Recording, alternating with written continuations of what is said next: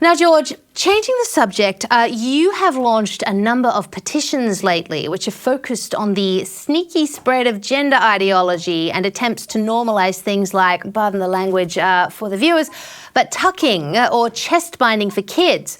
And Bond Underwear's latest collaboration, you've called it exploitation for profit. So what you're saying is that these companies are not advertising to confuse young people out of the goodness of their hearts. You know, perhaps there is maybe just a teeny little bit of an agenda there. What would you say to that, George Christensen? Well, we all know that the whole transgender agenda is just a massive money-making rort. You don't go from like having 8 children presenting in the Melbourne hospital a decade ago for, gender medication or gender surgery, gender reassignment surgery, and you go from 8 to 800. I mean, something is wrong with that picture when you have a blowout of 10,000% in numbers. And you can't tell me that that's just because, a whole heap of kids were hiding it. Something else is going on. It's become a fad, and now big business is making money off that fad, in fact, encouraging it.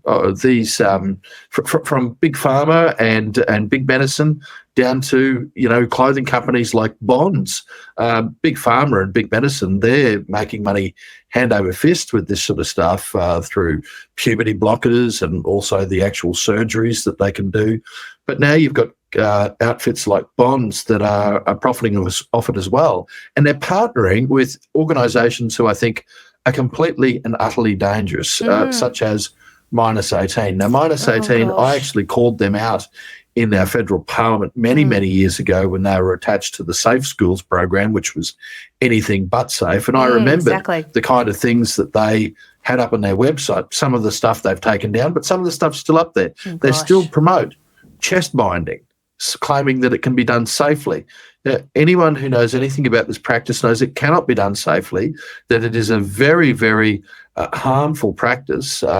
Penis tucking as well, they talk about this. And more to the point, they actually encourage kids to consider gender transition surgery, to consider puberty blockers, and they actually tell them that if their parents are against it, to contact that organisation. So that is the outfit that Bonds has partnered with to push their, gender-free label of underwear, which, is basically for the girls very, very tight-fitting sports bras. They've basically manufactured a clothing item that does the chest binding itself.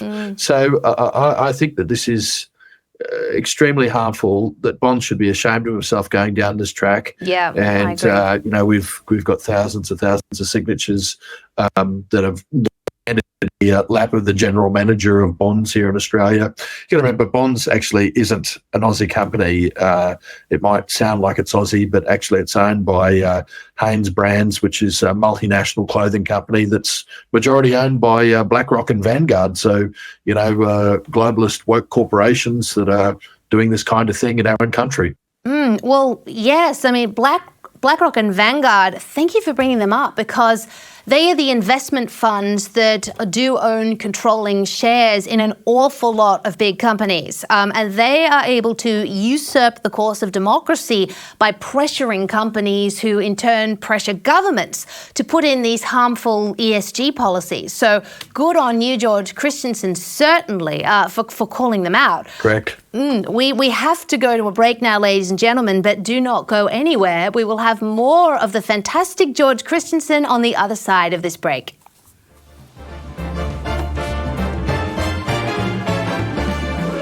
Welcome back to the Daisy Cousens Show. I am here with former Nationals MP George Christensen. Lovely to see you as always, George.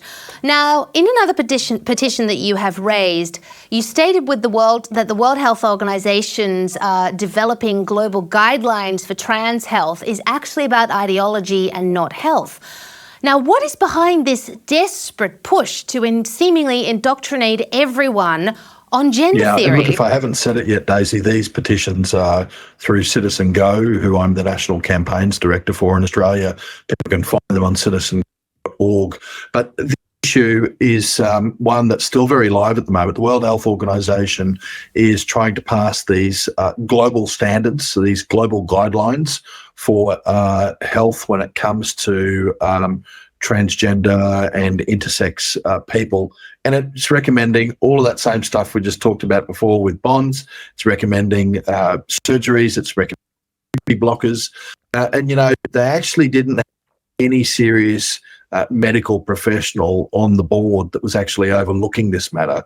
The people that they had on the board were a bunch of activists, you know, and some of the stuff that these activists had actually put out there was just beyond the pale, to the point where the WHO was that embarrassed that they must have asked a few of them to leave the board, so they went. So that has been exposed.